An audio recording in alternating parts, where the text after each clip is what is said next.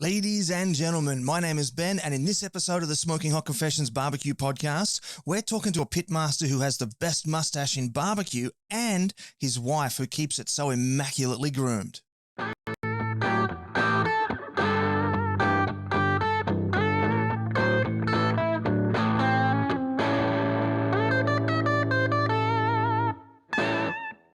Hey family, I hope you're well wherever you are and you got that thin blue smoke rolling. Now in this episode we have the dynamic duo behind Bluebird Kitchen and Smokehouse with us. Of course, I'm talking about Jim and Katie Osborn.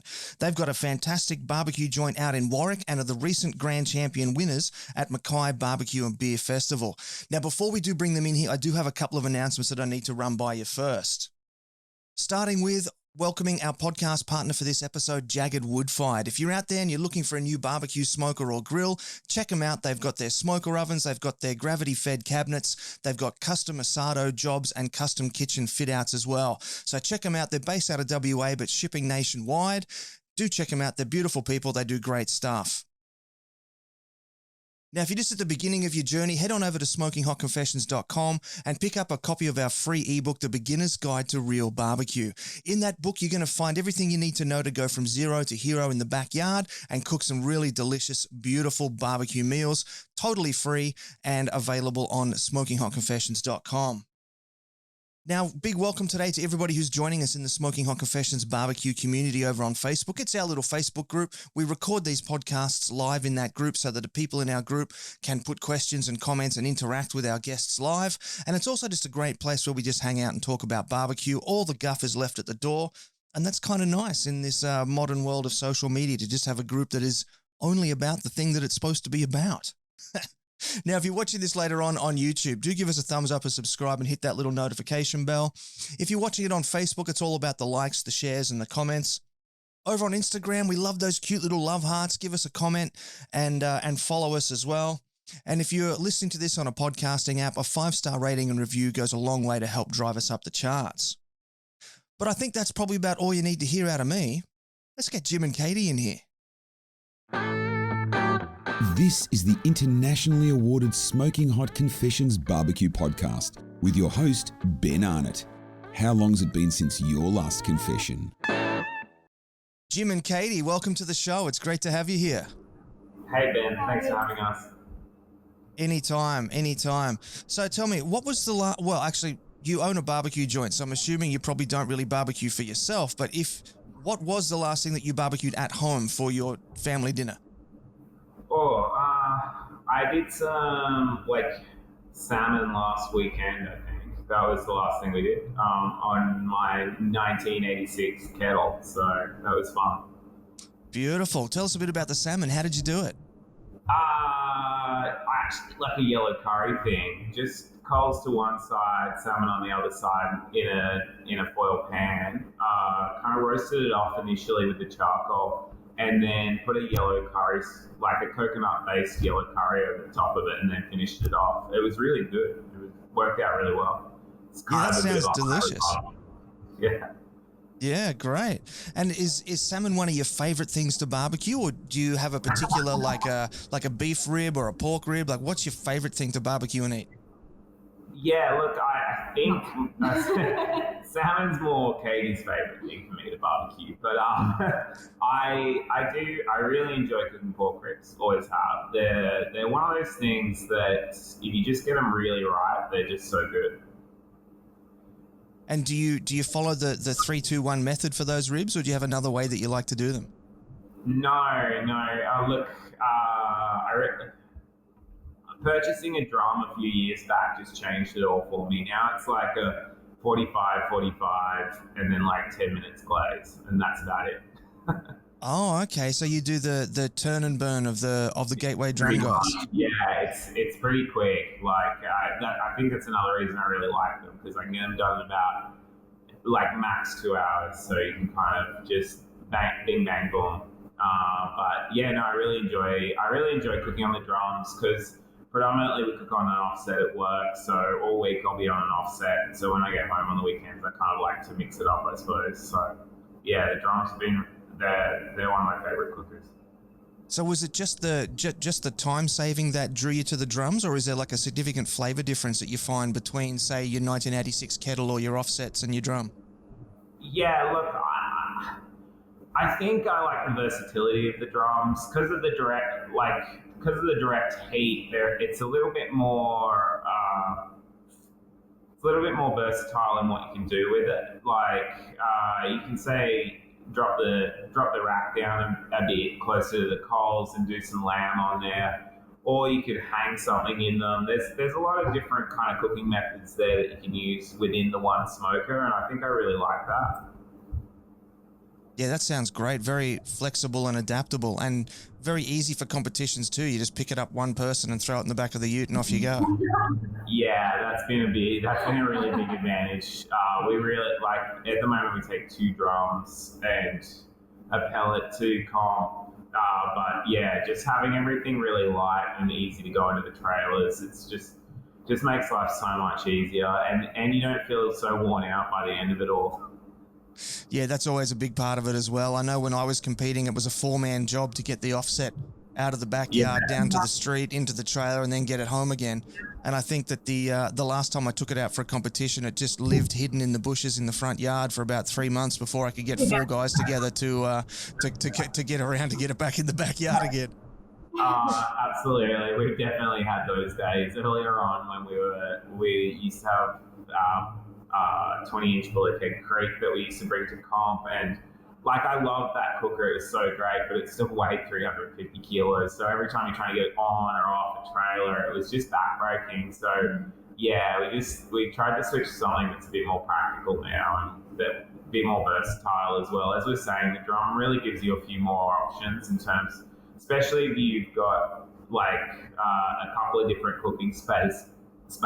It just allows you to kind of have different temperature zones, have a bit more going on, and you're not affecting any of your other product as you're cooking. Yeah, right. Very nice. And do you do things like just put one protein in the drum at a time, or do you put in 2 shelves, and then do you find that changes the way that it cooks because the airflow is different, or anything like that? Yeah, no, I prefer a single protein. Sometimes I might put 2. If it's say smaller cuts, we might have 2 up the top of the drum, but predominantly I like to not overload them. As you're saying, I don't you find that the airflow, because it's such a simple kind of concept, if you jam it up too much, it does slow it down a little bit. And I also find that the humidity rises quite high in the drums because it's slow to get out. So too much protein in the drum can cause a little bit of problems, or it can just lengthen out your cook. Oh, that's interesting. I hadn't thought of that the extra meat would add more humidity inside the drum, but that makes a lot of sense. Yeah, we've seen it once or twice. Actually, interestingly, just in Mackay we saw it. Sometimes we'll run a water pan in the drum down the bottom just to deflect a little bit, but because Mackay being up north, it was quite humid there anyway, and we saw our bark was really struggling to set. Even though we were running at the normal temperature, so we pulled the water pan and then just kept going, and it really helped. It's really interesting, just the kind of deities can often have a lot of effect on your cook. Yeah, I can see that. That's pretty cool stuff, and very interesting that you're able to work that out and then just roll with it on the spot. That's really cool. Now, tell me, how did you get into barbecue? Look, it's been a kind of organic growth process for us, I suppose. We initially opened the restaurant, and initially it was just Bluebird Kitchen. So when we opened it, we were aiming to kind of create a modern American restaurant, which we were just looking at America at the time. There was a lot going on over there, a lot of fusion between South America, North America, but we were kind of looking at all the things that were going on over there, and so we started to incorporate those into our menu. But what we noticed over time was that the barbecue elements of our menu were really popular, and that initially, I think the first smoker I bought was a Bradley. I don't know, they have those pucks. The electric cabinets. Yeah. So I bought that, and I think initially I was just smoking some wings in there, and literally all I was trying to do was put some smoke on these wings before we'd finish them off in a combi oven or something, and but we just found it got more and more popular, and we thought, oh, this is so inefficient, like we really need a better way to do it. And so eventually we invested in Bullockhead Creek smoker, and Craig built one for us, which at the time we thought, man, this thing's huge, like we will never go up from this. It was 20 inches, and we thought, man, how will it, like, this is crazy, why we get such a big smoker? And it felt like a gamble. Yeah, it really felt like a gamble, and we really thought, oh, I hope this kind of goes. But we started doing briskets in it, and I'm sure that early on, I'm sure they were rubbish, but people really enjoyed them. and so I think about a year after ordering that, we ended up ordering a 30-inch trailer, which is, and then we ordered a 36-inch offset just for the shop. So it really kind of just rolled it, kept going and going, and then we changed the name from just being Bluebird Kitchen to Bluebird Kitchen and Smokehouse because it kind of just made sense. In the middle of all that, just after we'd ordered the first smoker from Craig, we went to our first barbecue comp. I think it was in Brisbane. 2017. Yeah, 2017 we went to that Brisbane comp, which was a great comp. Like it was probably just one of the best ones to start out at. And I remember on one side of us we had Big Smoke, so Dan Barrett, and on the other side of us we had the Smoking Jokers. And at the time that was 1-2 in the country, and there we are, and we're in the middle of this first comp, no idea what we're doing, no idea who they were. Like nothing. Yeah, and but they were really nice. Both guys on both sides were really, really nice, and they were really friendly, and we learned a bit that day. And I think we got one call in land. We did, and we were so stoked with that. Just that was amazing. And then we went away, and we thought, oh, it's fantastic. Yeah, like let's put some more time into it. So it just kept growing after that. We got really lucky. I think the next comp we did was in Toowoomba, and all the really big guys were in Invitational. At the Invitational, and so it was a lot more smaller teams, and we were lucky enough to come away with an RGC in our second comp, and that really inspired us to just get into it even more, I think. And so, as I said, like it's just kind of grown organically for us. The demand of it at the restaurant's kind of driven. But then the enjoyment of the comps and stuff's also really driven us to become more and more involved in the barbecue community as well. So that's been really good. It just kind of keeps getting bigger for us. So we really enjoy it. Yeah, and so what was it that initially attracted you to that 2017 Brisbane Barbecue Festival? Like what sort of pushed you across the line from cooking at the restaurant to saying, okay, we want to go put our names on the line here? That was actually me. I did that. I was up with absolutely no idea of what we were doing. I honestly thought it was just going to be a fun weekend away without my children. We honestly had absolutely no idea what we were doing. I still remember buying a really cheap gazebo offline and getting really excited that we had a 3x6 in our backyard, trying to see what we were doing. We overthought the whole process.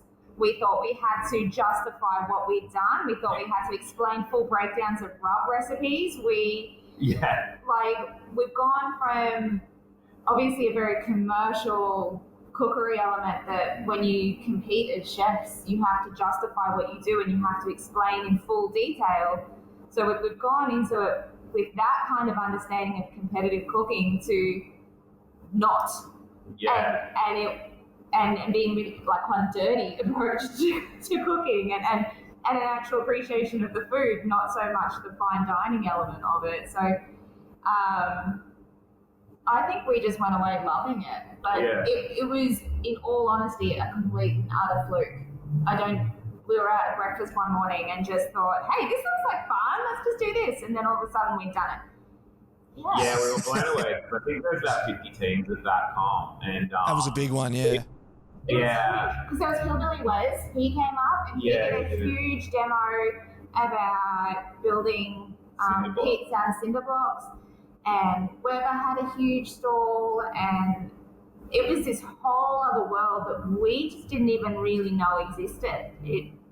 I think it was still fairly early in Queensland terms for competitive barbecue back then. So that size. It really got us into it though. Like it just, it was just such a great vibe at that comp. The other one was where the Smokehouse dinner was behind us, and they were so kind to us.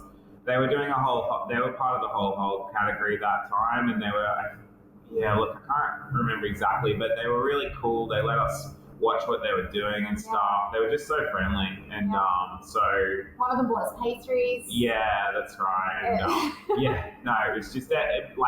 It was like I think everyone has those comps. I know a lot of people will like cite Port Mac or something like that, or Bangalore, or something is that comp that really personifies the barbecue kind of scene. But that one was just a really good one for us to be stepping into it on. Yeah, sounds good. And then we fast forward 4 years and you're picking up grand champion at Mackay. Talk to us about Mackay. Yeah, so Mackay, we were we weren't sure we were going to go, and then we thought, we just got to have a swing in it. So Katie and I drove up after work on, I think it was the Thursday. We slept in the van about halfway up. On the side of the road. On the side of the road. Next to some train tracks. Yeah. In the cold. And then we got up there, and we were very aware that there's a couple other teams that were really going for it. There was quite a lot of us. Well, there was Country Boys, Smooth and Smoky, and us that would go number one in the country depending on who GC'd. And so we were all very aware of that. And both those teams, the cooks in them are just so good. I mean, Dave and Dan from Country Boys and Blair are amazing. And then Grant and Mitch just both been really cooking so well. So we were very aware that... consistently. Yeah, and really consistently. Yeah, that we would have to have a really good cook if we were going to probably get in with a chance. And so, we were just... it was a really good comp though. Like we just had a great cook that day, and it really paid out for us. So that was good. Yeah, and so when they called out your name for the GC prize, was that a sense of relief, like, oh, finally? Because I know you guys you'd been so close for the last maybe half dozen competitions, or did it fire you up and you're like, okay, come on, next one. It's funny. Like I often find it a lot of comps. Like it's. You get so close in a lot of categories and stuff like that. And obviously Mackay, we had a really good day out because we had 3 first place, I think. And I think it was when we hit first place in brisket, that was actually the point where I felt a bit vindicated at that point, I suppose. Like that was the point, like when I don't know what it is, but when you put all day into cooking something and then it hits and the judges like it, there's something really, I don't know, there's just something really nice about it. And it wasn't even when I actually found the GC a little bit bittersweet. The Country Boys and Smooth and Smoky was so nice about it. They were so good and just being supportive and really happy for us. But I would have been stoked if either of those teams had won as well. Like genuinely, really, really stoked. And so you feel for them because they put the same amount of effort in. They've had the same day as you have, and it just worked out in our favour. So it's a funny feeling, I suppose. You really want to see your friends succeed as well, but obviously not everyone can on the day.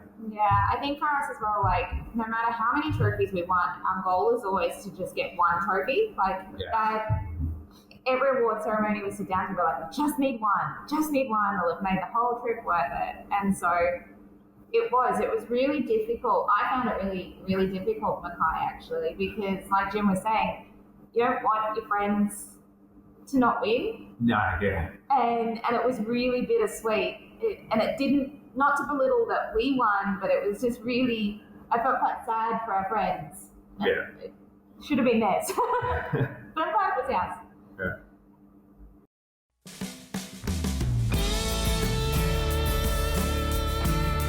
If you're looking for your next barbecue smoker or grill, Jagged Wood Fired has got what you need. Owners Julianne and Glenn are multiple award-winning barbecue competitors who've even travelled to the US to compete at the World Barbecue Championships in Houston, Texas. Based out of Perth and shipping nationwide, Jagged is one of the largest pit builders in the country and has an ever-growing lineup of meat cooking machinery.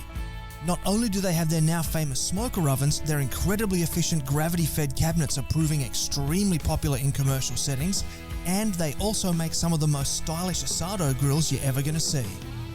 Jagged is also well known for amazingly detailed custom work ranging from backyard designs all the way to installations in commercial kitchens. Proudly Australian designed, owned and manufactured, you can find out more at jaggedwoodfired.com.au, spelled Jagrd. Once again, head to jaggedwoodfired.com.au, spelled Jagrd, to learn more.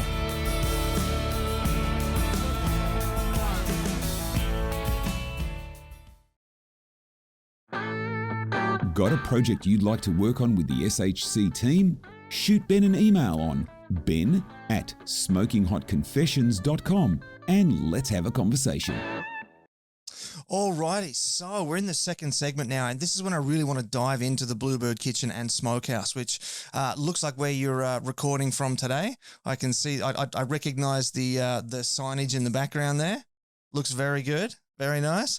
And so one of the things I'm always interested in is how people come up with the names for their barbecue teams, their barbecue joints, all that sort of stuff. And a lot of teams will have, fire or meat or, kind of puns on that sort of stuff. How did you come up with the name Bluebird? Where does the Bluebird fit in? Yeah, look, it's an interesting one. As I said earlier, it's been a real organic growth kind of situation for us. So, as things when we initially moved back to Warwick, I was doing some wedding catering and stuff, and at the time I just called it Bluebird Kitchen because we didn't have a place or anything like that. So the Bluebird came out of both of us have bluebirds on our chests, and we just rolled with it because there's a really nice kind of connotation around bluebirds. Yeah, so the original origin for us was when we moved overseas. So we lived in Hong Kong for a little patch. Oh, wow. And yeah, so well before children, well before this joint, well before anything really. And we got them just before we left.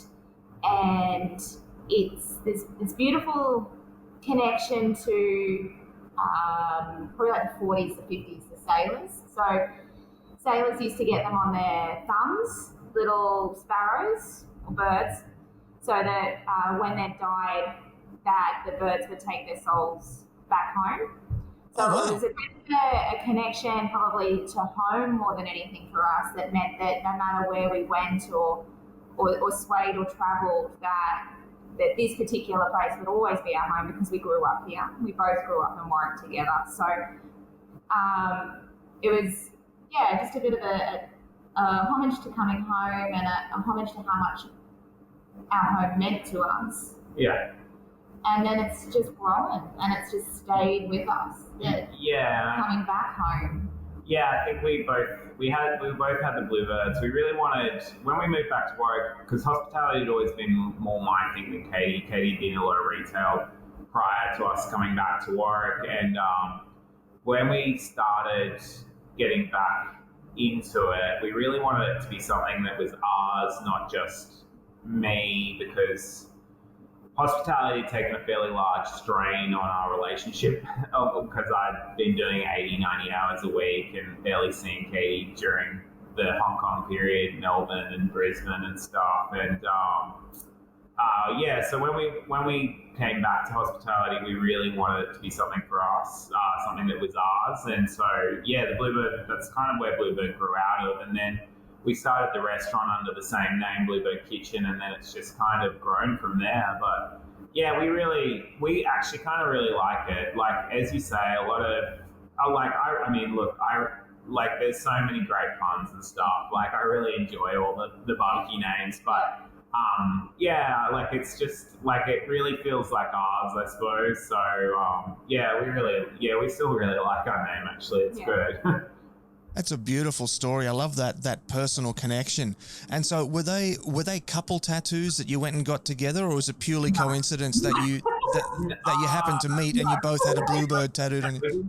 We didn't get them at the same time. I got them first. Katie got hers first, and then I got mine later as well. But I suppose they're kind of a little bit matched, but they're different in their own way, though. Yeah, that's right. They're both unique. Yeah, and I think we were kind of in the rockabilly scene a bit back then as well, prior to all of this, so it all connected together. But I think our kids are proud that it's Bluebird, and everyone in town knows that it's Bluebird, and it's, I'm like you, I enjoy the good barbecue puns, but I think it's nice to have something that's not connected. Yeah, it's a very unique name. It stands out. Yeah. And there's no confusing it when they call it at award ceremonies. Yeah, you don't see three blokes stand up and then point at each other going, was that you or was that me? Was it? Yeah. Oh, it's me? Okay, yeah. Yeah, it's easy. It stands out when they start it. Yeah, nice. Now, I was doing a bit of reading online last night in preparation for this, and you actually started the restaurant in 2014, and according to the newspaper article I found, it was Bluebird Kitchen and Bar. So at what point did barbecue start to become involved there?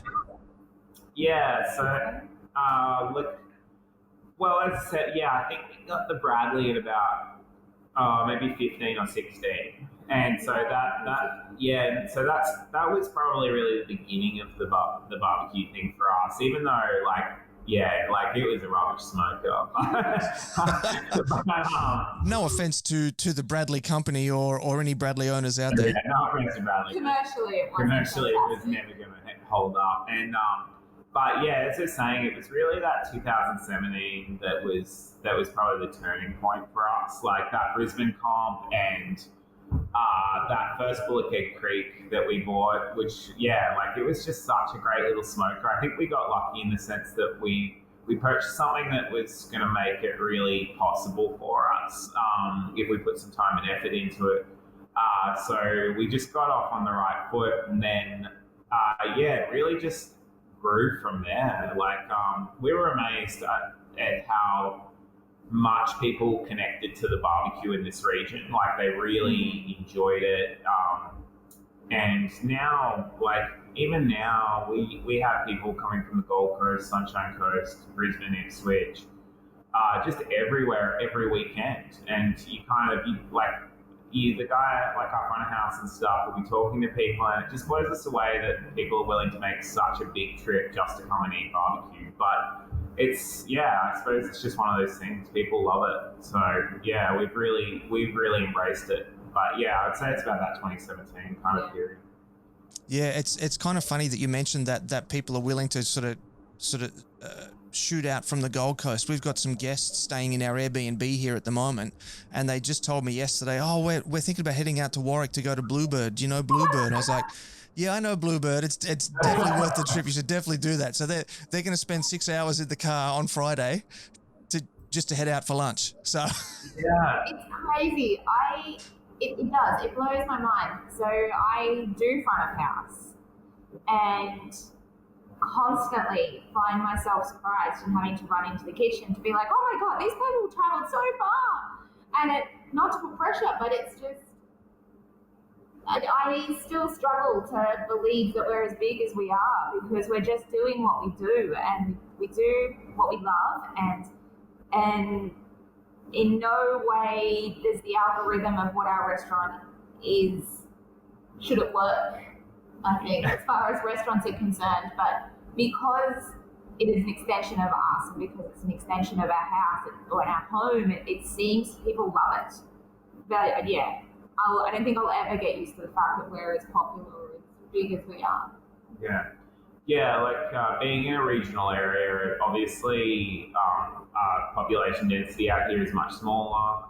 So our expectations of how big the restaurant was ever going to get were fairly low. Like we just, our literal goal when we opened Bluebird was just to get a restaurant that would support us for the 13 years of our kids' schooling. that was our genuine goal when we opened it. We just genuinely wanted to just get our kids through school, and then we would reassess where we were at. But if the restaurant could support us through that, then we would be stoked. That was kind of it. So yeah, to have it kind of get to the size it is now, and the notoriety that it has is it's far beyond what we actually expected. So it's been exciting. Yeah, it's definitely become one of the most iconic barbecue joints on the Australian scene. It's the name Bluebird is right up there now with, you know, Barbecue Mafia or Bovine and Swine back when Hillbilly Wes was still open. So you've definitely put Warwick on the map there. Yeah. Now, one of the things that I was really curious about, given that you started without smokers, how difficult was it to bring smokers into an existing restaurant? Because I know that a lot of places that are trying to do it in urban areas like the Gold Coast or Brisbane, they find it really hard. How did you guys find it in Warwick? Yeah, look, we were fortunate in the sense that we do have a space that isn't too pinned by other businesses. So we've got a bit of extra room around us. So that's definitely helped a lot. But there has been, it was a really big learning curve. It took us a while to really get it right. The thing that we've been really fortunate about is that being regional, we've got an abattoir in town, which has meant that we could buy meat directly from, which has made life a lot easier. And wood's very accessible out here. So we've got a wood guy that just drops off bags of wood for us whenever we want them. And he's so fantastic. He'll come at 4 a.m. and just drop a bag off before anyone's here. And, wow. Yeah. He's such a nice dude, and it's so reasonably priced. And but those little things have just made it so much easier to kind of then focus in on actually getting good at it, I suppose. I know one of the things that we initially had a problem with was situating the smoker in areas where the smoke wasn't just coming straight back into the restaurant. I know, early days we had a couple of times we just had a smoke out in the restaurant. There's just so much smoke everywhere. And it was partially because we didn't really know what we were doing with the wood.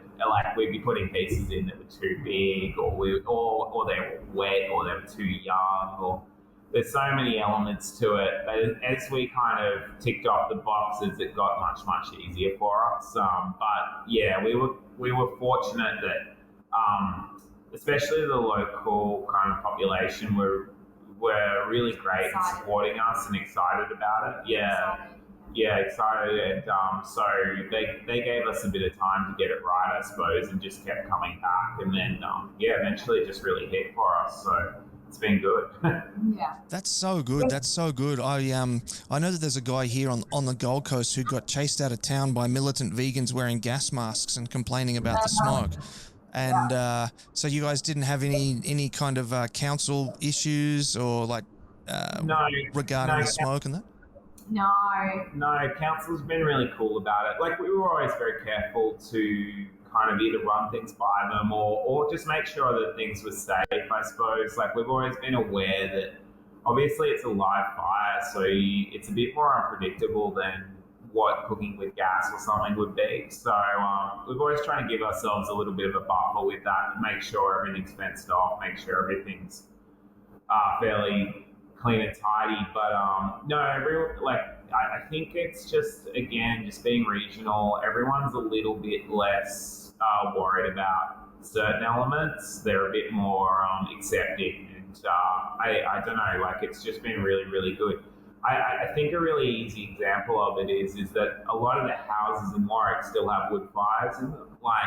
So most people would still burn wood would in winter here. Like, it's just a normal thing to do. Whereas probably I would say central Brisbane, you find a wood fire fairly rare. So I think that kind of familiarity probably helps a little bit out here. Softens it. Yeah. Oh, that's so good, guys. So good.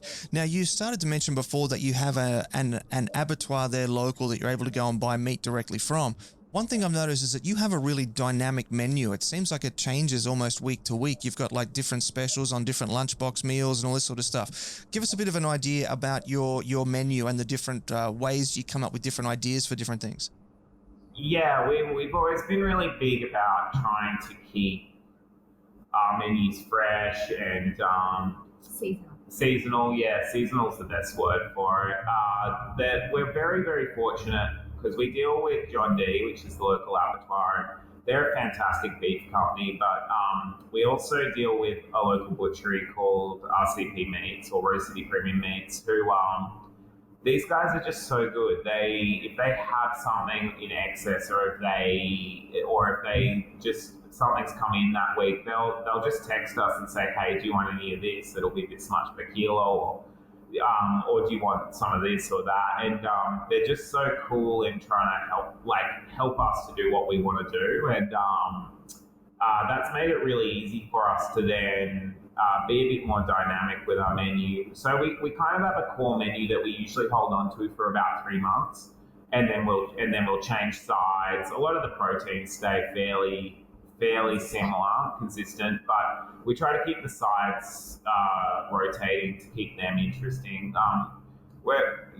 think one of the main things from when we first opened that we've carried on to now is that we wanted to stay as local as possible. We had a lot of fantastic farmers around the area, and with both vegetables and obviously meat. And so one of the big ethoses for us was that local approach. And so, you won't find fish on the menu because we're not at the coast. So the seasonal vegetables and the seasonal sides and the salads and everything, they're all very much influenced as to what's available now. And because it seems silly putting, mangoes on in June, July, because they're just not there. Yeah. So that's always been a big part of it, and that's something that's carried on from when we first started to now, is that, we really, really pride ourselves in being practical. And that approach as well means that we can keep the costings down, which means everyone's happier. It makes it viable. Yeah, I'd imagine that you get a lot more buy-in from the local community as well if you're sourcing your products from their farms or their friends' farms, or, communities like that. Everybody knows everybody. So there'd be those connections and those networks in the community there as well, which is great. You're kind of reinforcing and building the local farming community as well, which is fantastic. Absolutely, yeah. No, it's really cool to be able to know some of the people involved within the process. Yeah, that's right. And it's been really good. Like, the other thing about keeping our menu dynamic and doing the lunch specials, doing dinner specials, is that it keeps it interesting for people that are eating here a couple of times a week or whatever. Yeah, so it means that we're always doing things that people either haven't seen before, or maybe they missed out on last time or whatever, but it seems to mean that people come back in a lot more as well, which is great. Like, we like, it's really nice to know the people that come to your restaurant and be able to talk to them and stuff. And so it's good in that sense. It's one of the main reasons that we're really dynamic. We also have a very young crew in the kitchen. Like, I have a lot of guys that are on apprenticeships or stuff like that. And by doing a lot of different little things like that, it means we can, it means they get they manage to see a lot more while they're in the kitchen, and they get exposure to a lot more different things and learn different things each week. So we reckon that's quite important too. Yeah, definitely. It's always great to help expand opportunities and learnings for young people out there as well. So yeah. I did have one more thing that I just have to know. the jerky, is that a regular item or was that is that a seasonal specialty as well? Because I heard great things about the jerky. Yeah, yeah. The jerky is another one of those things that's really grown for us. We're currently trying to get it into a more commercial kind of setting where we're a bit more consistent with our production of it. It was, I don't know if you met Zach, but Zach's one of the team members on our team. And Zach and I were joking one day that we'd like to have a moonshine distillery. Like, we really wanted a moonshine distillery, and we thought, and then we were like, oh, it'd be so expensive to make one of those. And then we were like, you know what would be a great story is if we started making jerky, and then the money from the jerky created this moonshine distillery. And we just thought this would be a really funny story. Like, how good would that be? So we made a couple of batches of jerky, and we were like, oh, this isn't terrible. We'll sell it. So we started selling a little bit of it, and then it just kept going. Like, every time we'd sell it, everyone would come in, they'd buy it. Like, no word of a lie, the first couple of batches that we sold were in glass pickle jars. Like, we had with tags that said like, definitely better than the last batch. Like, the names. Like, it was just purely means to an end. It was really wild at the time. And then we struck on a recipe, which is the original recipe that we do now. And it really blew up. Like, people now we do we'll do 150 bags and it's gone in 2 hours. Like, and that's wow. Yeah, so that's kind of where we're at this point. So we're actually just kind of in the process of trying to work out how to escalate it to the next level, I suppose, and make it commercially viable. Because at the moment, Zach and I just kind of roll it. Like, we'll just hand cut all this topside on a Monday afternoon or something, and then we marinate it, dehydrate it the next day, and then the day after that we'll start. Handwrite the bags. Yeah, Katie handwrites all the bags. So it's a really obscure process at the moment, and it's not particularly good. But we'll get it to a point where hopefully people can get it more readily, it'll be more readily available. Yeah, sounds good to me. Some of that artisan jerky is just beautiful stuff. But tell me, did you end up getting the still? No. The jerky not too good. Yeah, we're so busy with everything else. We never even bought a still. Like, it's still on the cards, I think. I need to check with Zach whether he wants it. But we ironically now, after maybe 2 or 3 batches, we could definitely buy a still. It wouldn't be very hard. But we just haven't really got around to it. I think Katie probably get mildly irritated if I try to take on another project at this point. But yeah. So yeah. Solid. You're listening to the internationally awarded Smoking Hot Confessions podcast with massive barbecue nerd Ben Arnott. Alrighty, so now we're into the third part of the show. That's okay. You can drink your coffee. You don't need to hide it off camera. That's okay.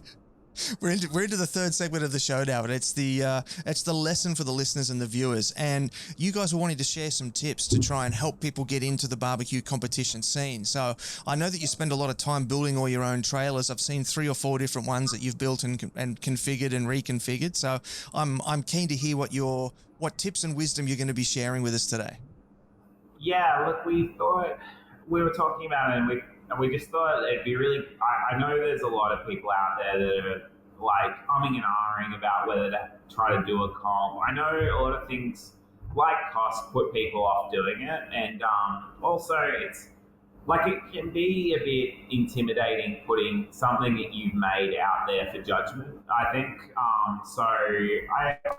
We just thought it'd be great to try and just put a little bit of advice out there, and hopefully it might help someone get involved, because the more teams that are involved in the scene, it just makes it better every time. I think it's so great going to comps where there's 30, 40, 50 teams. It's just so enjoyable.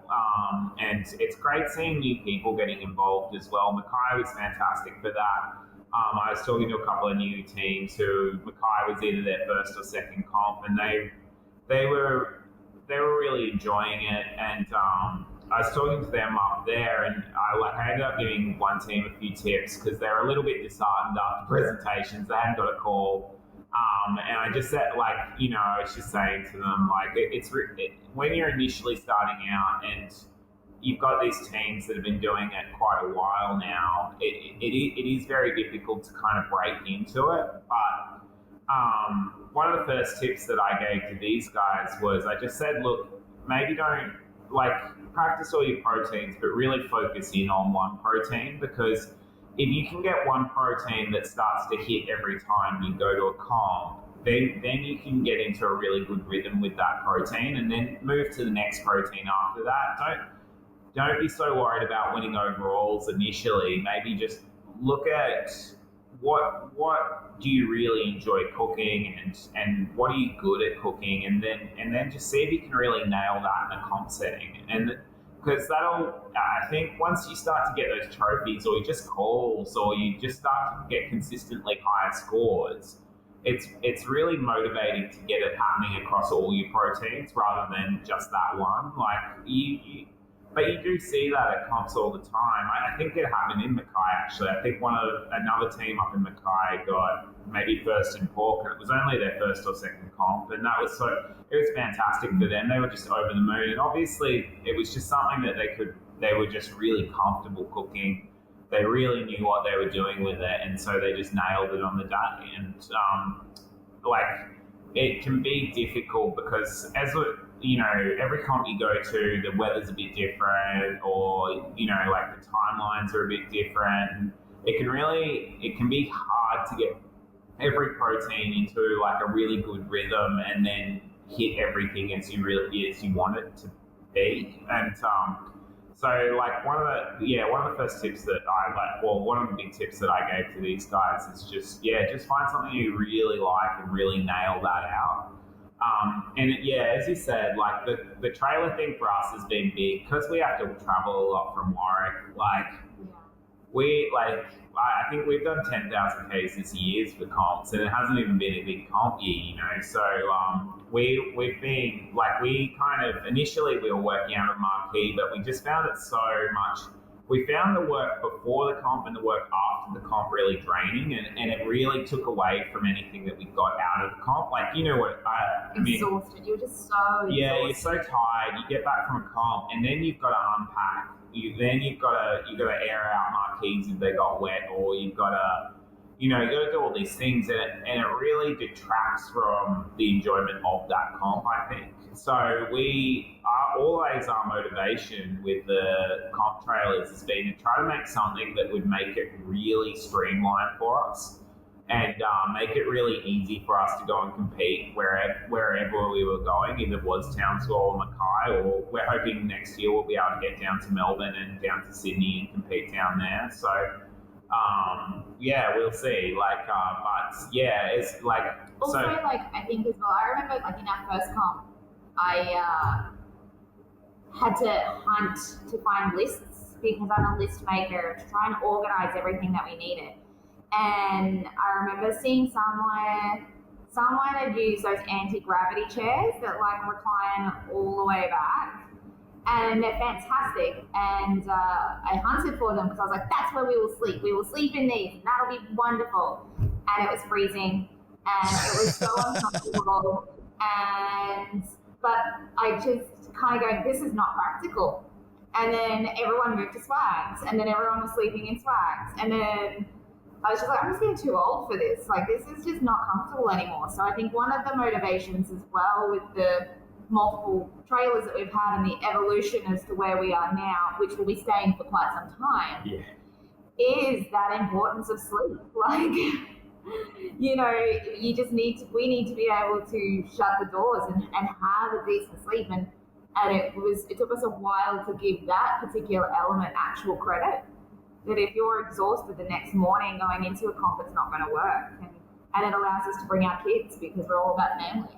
Yeah, I think that's Katie's on something there where you having a very practical setup is a really is a strong tip. It's super hard to tell someone this is what you need or this is not. You don't need this or you don't need that because everyone cooks differently, everyone has their own kind of routines with their cook and stuff. So you want to set yourself up so you're very comfortable in your routine. And as I was saying, like at the very start of the show, like now we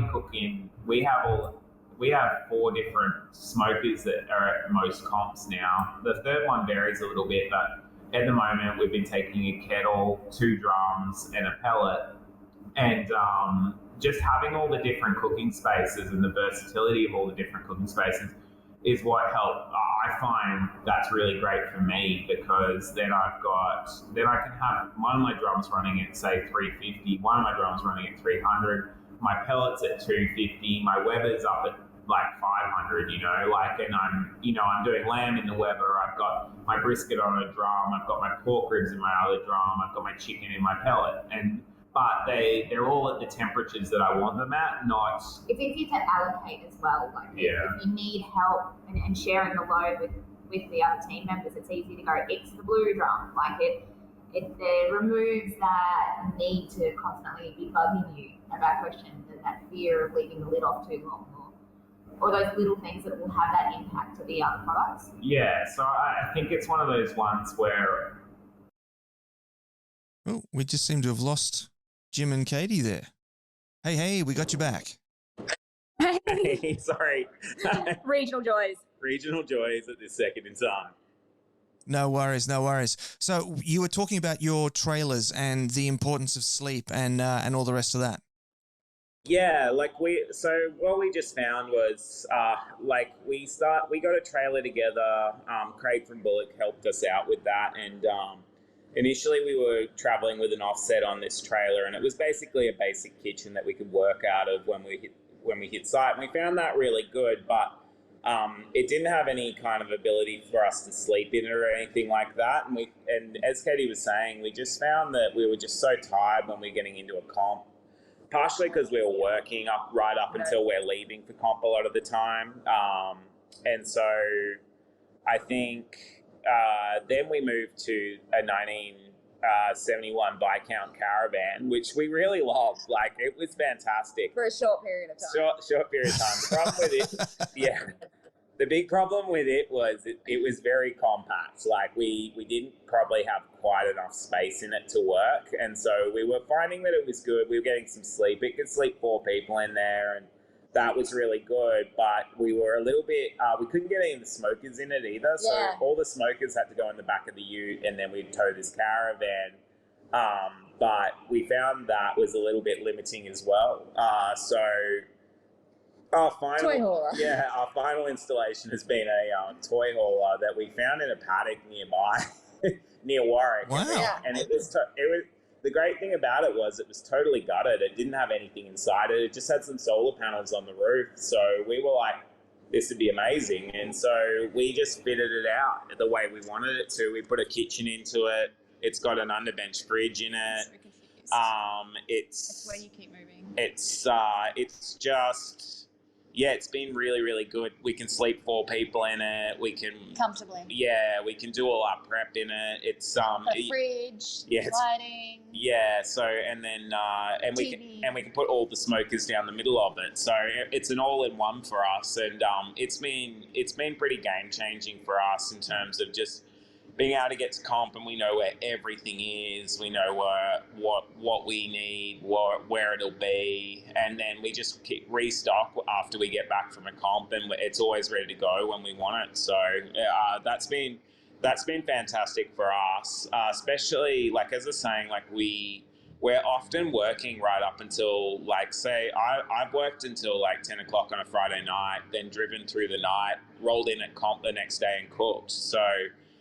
We just found it really a lot easier when we have all that stuff in place. So we're not trying to, like, if Katie's going down before me or something like that, there's a lot less setup for her, and then she doesn't need to worry about things not being there.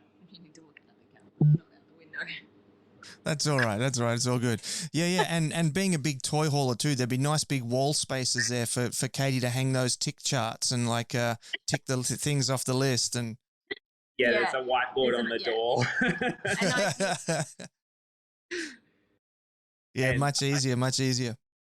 Yeah. We found that works really well for us. I think everyone's different though. Like, I don't think you need, like, honestly, if it's your first comp, I think a 3x3 marquee can get it done for you. It's just about getting everything that you need there in a way that, I don't know, just isn't too disorganized. Like, get some boxes and put everything where you know they'll be. I have toolboxes for all my rubs and sauces. So, like, I just have one toolbox that everything goes into before a comp. I know where all my rubs are. I know where all my sauces are. I put all my injections into shaker bottles, like the protein shakers.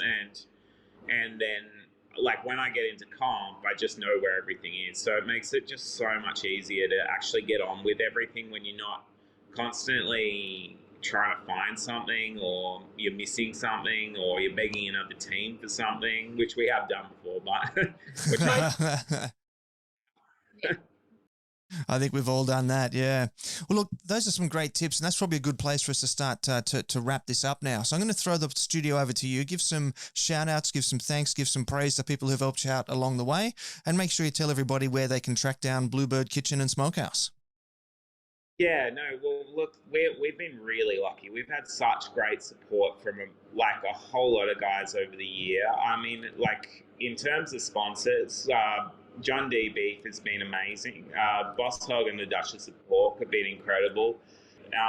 Then Heat Beads have been incredibly supportive over the last couple of years by giving us charcoal. But they're such a fantastic company. They just really look after us. And then Four Monkeys, Barbecue Rubs, Dan Barrett, he's been incredible. He's given us some major tips over the years, and he's been really supportive as well. So I'm really grateful to him for the time that he's helped put in for us. And then Rose City Premium Meats. Yeah, as we were talking about earlier, our butchers in town, Rose City Premium Meats, they've been huge in supporting us. And then I suppose the other guys that I'd love to give a shout out to is Dan White and the Country Boys, Graham Stockdale from Pit Crew, and as well the Primal Boys. They've always been really great to just hang out with at comp, always so friendly. And guys like Dean Bradley as well. He's such a great guy, and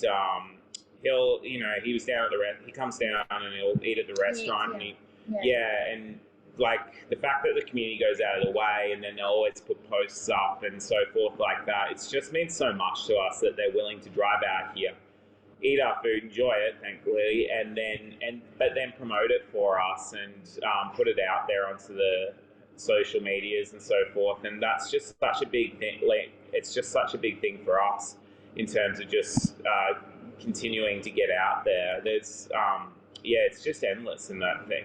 And like, if people do want to come and visit us, we're in Warwick, 130 Carmen Street, and it's Bluebird Kitchen and Smokehouse on most of the social medias if people want to come and follow us and check us out. So, as it all builds for us, it's just been amazing to meet everyone, and we're just really grateful that we get to kind of be a part of it all. Yeah, beautiful. There's certainly something special when people that are like other people that are prominent in the barbecue scene come to your joint and then love it so much that they're putting photos of your stuff on their feeds as well. So that's beautiful how that all ties together there. Well, look, thank you very much for your time. I realize that as restaurateurs, you are incredibly busy and everything's always on the go. So I really appreciate you taking the time out today to come and talk to me in the confessional. Thanks for having us. And there you have it, family. That was the one and only Jim and Katie from Bluebird Barbecue Crew. How lovely are those people? They are just salt of the earth people. They're core elements. They're fundamental people on the barbecue scene, and they are absolutely crushing it with their barbecue joint out there in Warwick. So do yourself a favor, head out there, check them out, and just get onto it. It's really good. I'm actually planning my second trip out there very soon. Now, before I let you go today, just to remind you of our announcements from the start there, big thanks once again to our podcast partners, Jagged Woodfire, for coming on board and partnering with us for this episode. If you're at the beginning of your journey, head on over to the website, smokinghotconfessions.com, grab yourself a copy of the free ebook there, The Beginner's Guide to Real Barbecue. Big shout out to everyone who joined us today in the Smoking Hot Confessions barbecue community on Facebook and put all those lovely comments and those words of support in there as we were recording. And of course, if you're listening to this or watching this later on the socials, do the things, the thumbs up, the likes, the shares, all that stuff. That really helps us out as well. And that is about all the time we do have for today. So until next time, take care of each other and keep on queuing.